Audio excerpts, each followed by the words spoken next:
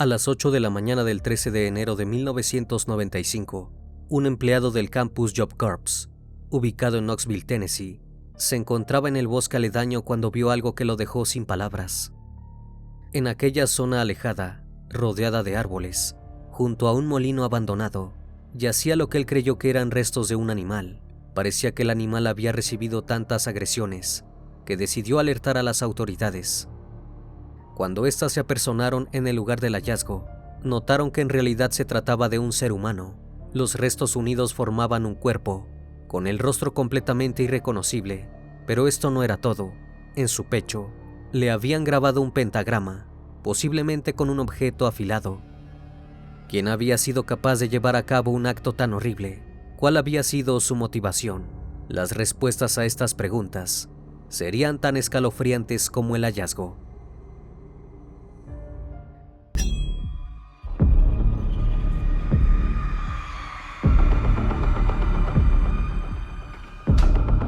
El criminalista nocturno.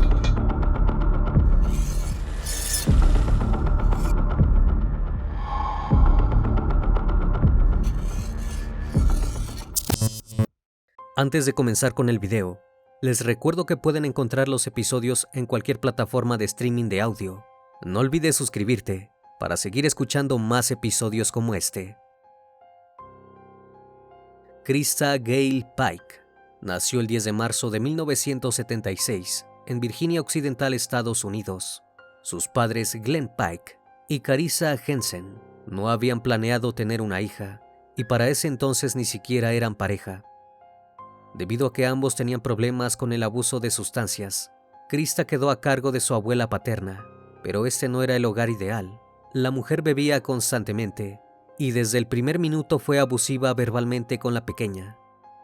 Krista pasó sus primeros años jugando en el matadero de su abuelo, estando en contacto con la violencia. Además, en la casa veían programas no aptos para menores, como cine para adultos y películas de terror. Para cuando cumplió 8 años, ya era imposible de controlar, y al año siguiente comenzó a cultivar marihuana en el jardín de la casa. En 1988, cuando tenía 12 años, su abuela falleció y la joven tuvo que mudarse con su madre, que trabajaba como enfermera. La mujer carecía de los recursos económicos necesarios para cuidar a su hija, y tampoco tenía mucho interés en hacerlo. Durante aquella época, uno de los novios de Carissa le dio una paliza a Krista con un cinturón y la joven lo atacó con un cuchillo de carnicero antes de que llegara la policía. Debido a los maltratos que sufría, la adolescente intentó quitarse la vida, tomando una sobredosis de medicamentos. A pesar de lo ocurrido, no recibió ningún tipo de ayuda psiquiátrica. Su propia tía se negaba a permitir que los primos de Krista se relacionaran con ella, porque decía que vivía en una casa sucia y sin reglas básicas, pero jamás buscó ayuda para la adolescente. Eventualmente, Carissa intentó acercarse a su hija, incluso llegó a fumar marihuana con ella, pero nada surtía efecto. Krista era ingobernable, le robaba y le mentía a su madre constantemente. El resentimiento que tenía en su interior crecía cada vez más. Cuando la joven tenía 14 años, pidió que su novio de ese entonces se mudara con ella. Como su madre se negó, Krista amenazó con huir de la casa y vivir en la calle, por lo que finalmente Carissa le cumplió el capricho. Como la convivencia no prosperó, la adolescente decidió mudarse con su padre, que ya tenía una nueva pareja y otra hija. Glenn no tardó en notar que Krista era desobediente, deshonesta y manipuladora. Incluso llegó a sospechar que había abusado íntimamente de su media hermana, que tenía tan solo 2 años. Por esta situación la echó de la casa. Sin embargo, la realidad es que durante aquellos años Krista había pasado por todo tipo de maltratos. Alguien, cuyo nombre no trascendió, la había abusado en 2 ocasiones y tenía una red de cicatrices en la espalda de las palizas que recibió durante su niñez. Probablemente padecía de un grave trastorno de estrés postraumático, pero ninguno de los adultos que la rodeaban parecía preocuparse.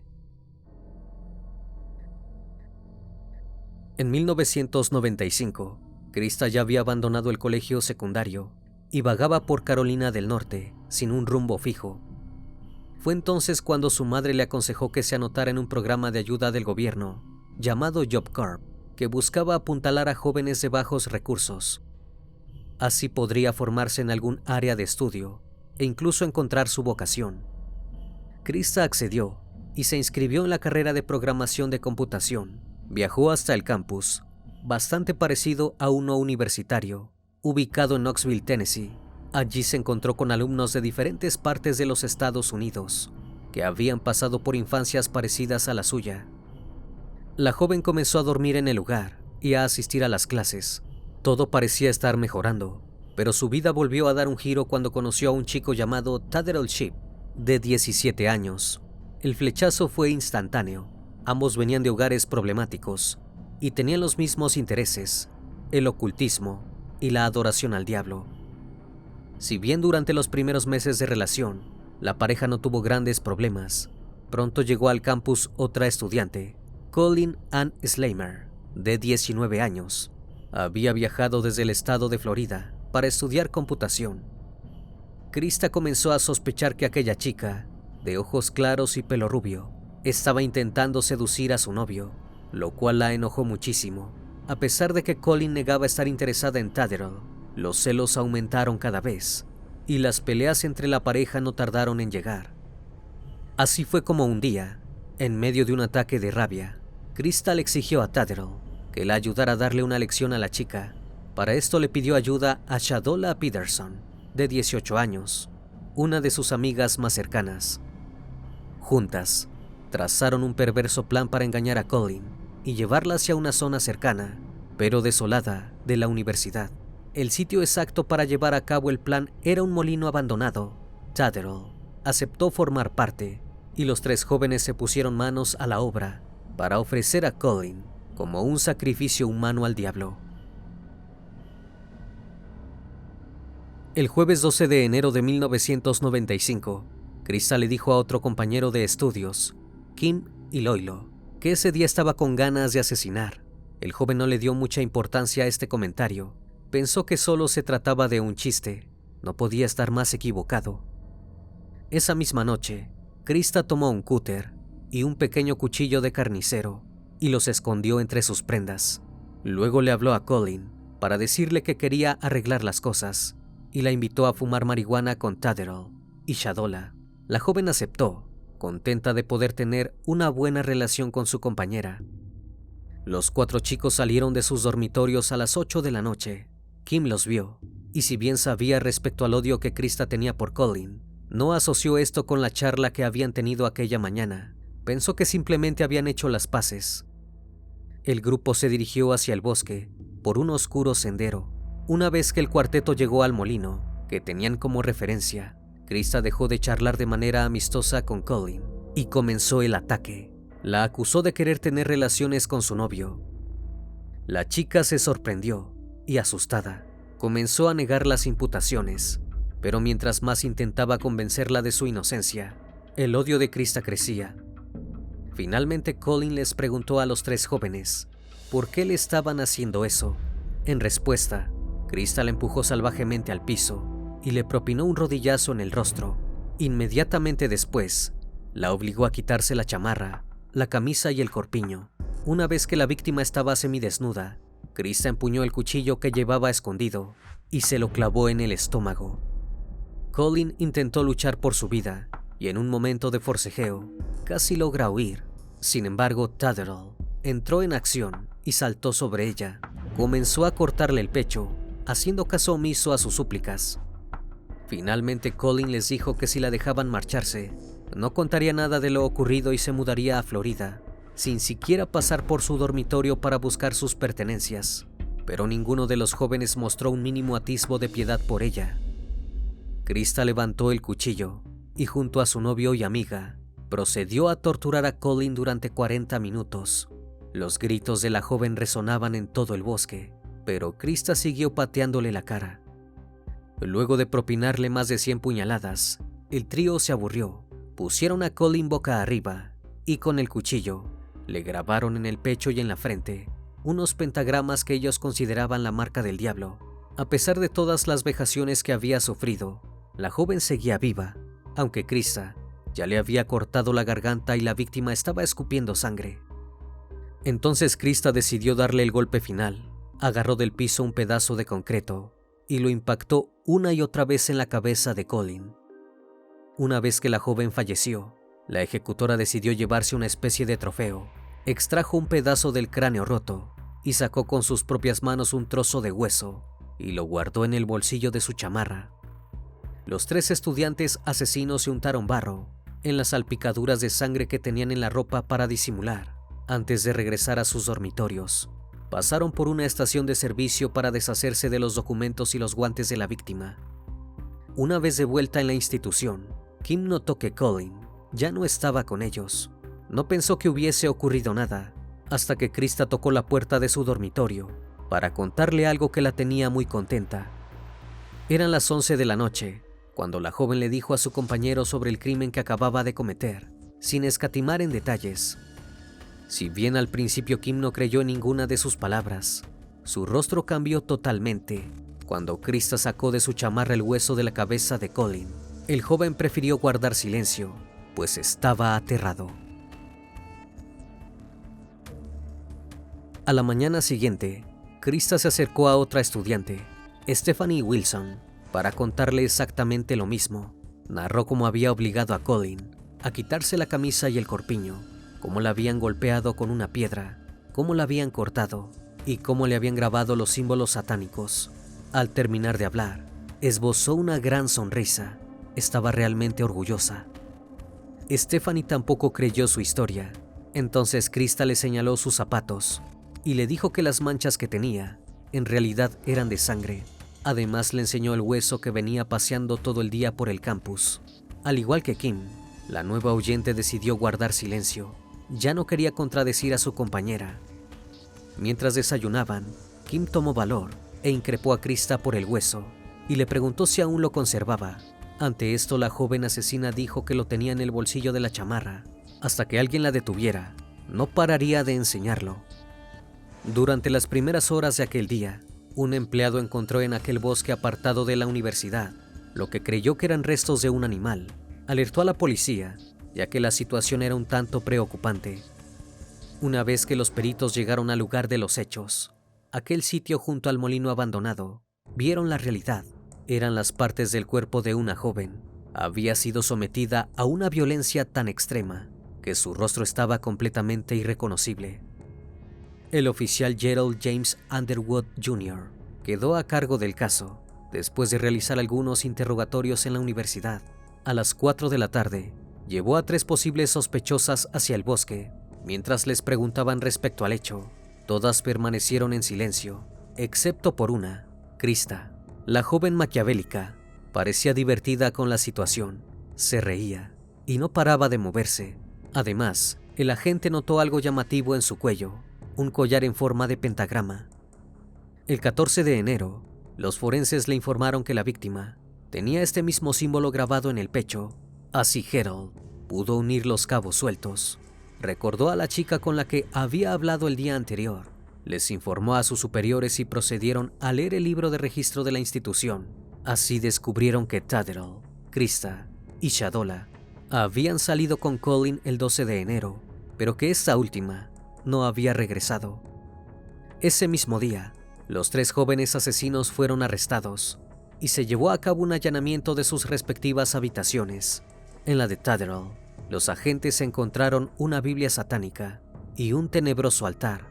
En la de Krista, sus pantalones manchados de sangre y la chamarra con el hueso de la cabeza de Colin. Durante su primera declaración, Krista dijo que solo había querido asustar a Colin y enseñarle una lección para que no se metiera con su novio. Supuestamente la situación se le había salido de las manos y el asesinato no fue premeditado. Hasta se mostró colaborativa. Condujo a las autoridades hacia donde había tirado los documentos y los guantes de su víctima. Pero ninguno de los agentes creyó en sus palabras. Quedó acusada por conspiración para cometer un crimen, asesinato y torturas.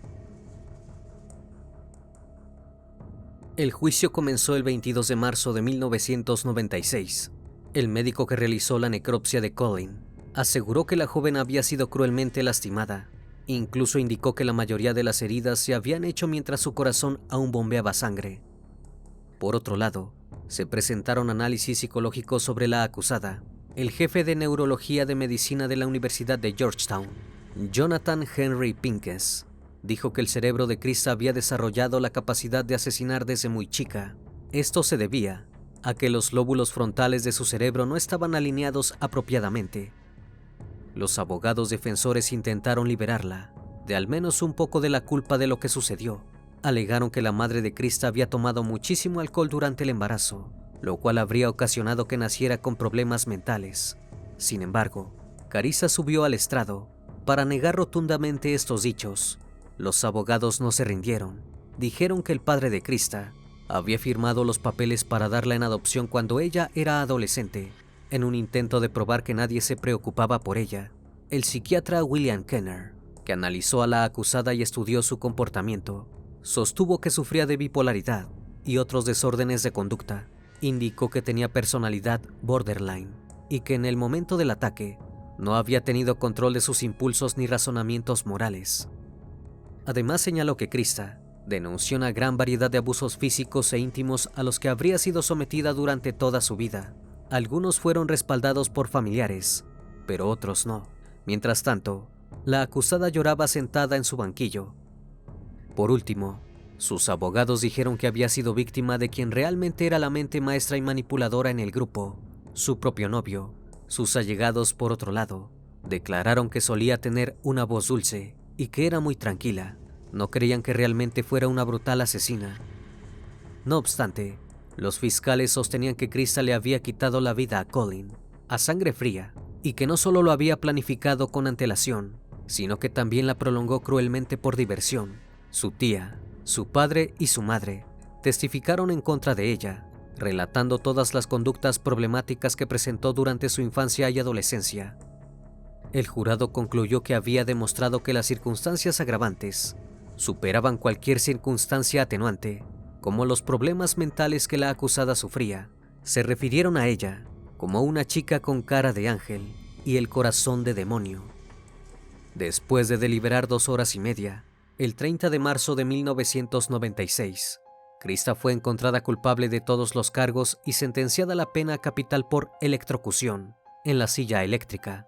Iba a sentar un precedente histórico en Estados Unidos, ser la mujer más joven en recibir aquella condena y la primera mujer en ser ejecutada en Tennessee en más de 200 años.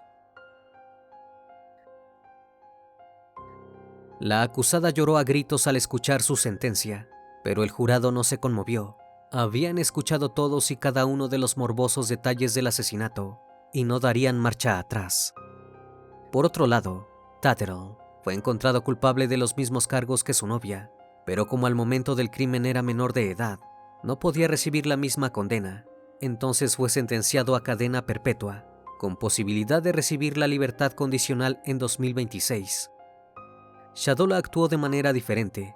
Se convirtió en una testigo clave del caso y brindó información a los agentes. Además, se declaró culpable de ser cómplice del hecho, por lo que recibió una sentencia de libertad condicional de tan solo 6 años. Krista fue trasladada hacia la prisión de máxima seguridad en Nashville, Tennessee. Mientras esperaba en el corredor de la muerte, siguió comportándose de las peores maneras posibles.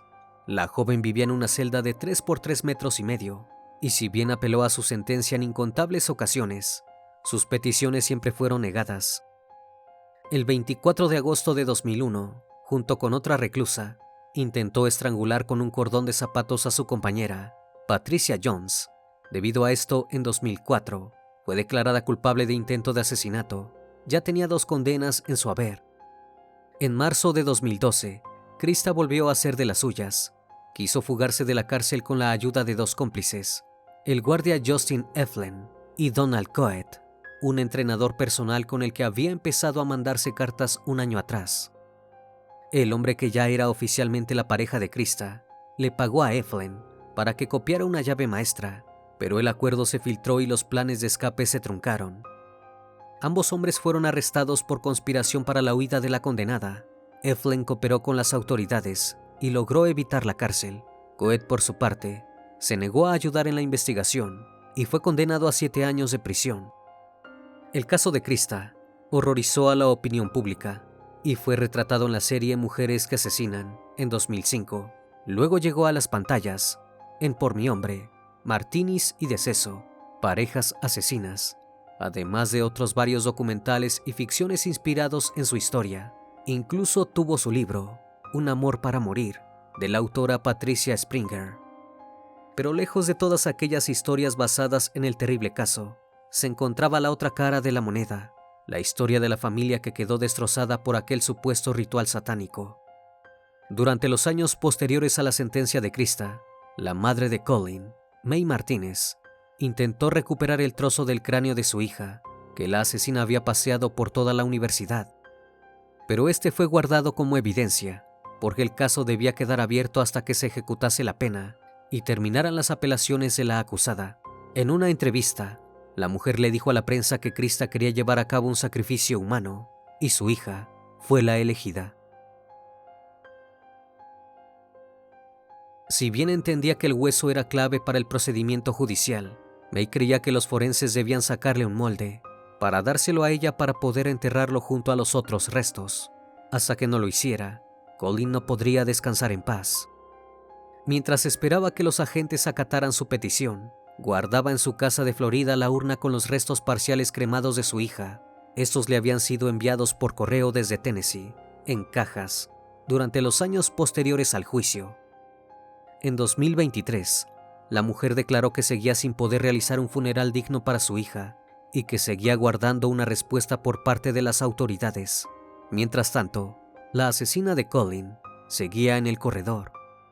Ese mismo año, Krista presentó una demanda federal argumentando que estaba sujeta a confinamiento solitario, ya que en 2010, el entonces gobernador de Tennessee, Phil Bredesen, conmutó la pena capital de Gail Owens, la otra reclusa que residía allí. Como las sentencias a esta pena están separadas del resto, Krista permanecía en soledad desde entonces. Ese mismo año, presentó una apelación junto a su abogado, donde pidió que su pena capital fuera conmutada por cadena perpetua. La explicación a este pedido era que la diferencia entre recibir una sentencia como la de ella se reduce a solo un año de edad. Si Krista hubiera tenido 17 años cuando cometió el asesinato, la sentencia habría sido completamente distinta. Durante las audiencias, el defensor habló sobre los intentos de quitarse la vida y los síntomas de diferentes enfermedades mentales que Krista había presentado en su adolescencia. Aseguró que la sentenciada no recibió atención psicológica ni médica adecuada cuando era joven. Tampoco obtuvo ningún tipo de tratamiento por trastorno bipolar y trastorno de estrés postraumático grave, hasta años después de ser encarcelada. El psiquiatra que comenzó a tratarla recién en 2002 constató una marcada mejoría con la medicación a partir de entonces. Además, su defensor indicó, avalado por sus estudios médicos, que el cerebro de los jóvenes termina de desarrollarse recién a los 21 años. Para él, Krista merecía una segunda oportunidad. Si bien este último intento de apelación fue denegado en octubre de 2023, esto aún podría cambiar. Krista ha reconocido durante entrevistas que si bien el hecho que llevó a cabo no puede ser justificado, asume toda la responsabilidad por sus acciones y lamenta lo sucedido. Por su parte, la madre de Colin ha pedido en diversas ocasiones la ejecución de Krista, mientras la asesina, que ya tiene 47 años, continúa en el corredor. Más dudas surgen respecto a la decisión de los jurados. ¿Podría esta mujer reinsertarse en la sociedad? ¿O el crimen que llevó a cabo fue tan maquiavélico, sangriento y planificado que merece tener el mismo destino que su victimaria? ¿Qué piensas tú? Antes de terminar con el video, les recuerdo que pueden seguirme en redes sociales. Actualmente me encuentro en Facebook, Twitter, Instagram, TikTok y también en Spotify. Si el caso de hoy te pareció interesante e informativo, te pido me regales un like o un comentario sobre la transmisión de esta noche. Me despido de ustedes, no sin antes agradecerles su compañía, y recuerden, si aún no estás suscrito, te hago la cordial invitación a que lo hagas y formes parte de esta gran comunidad. Esto es El Criminalista Nocturno. Hasta la próxima emisión.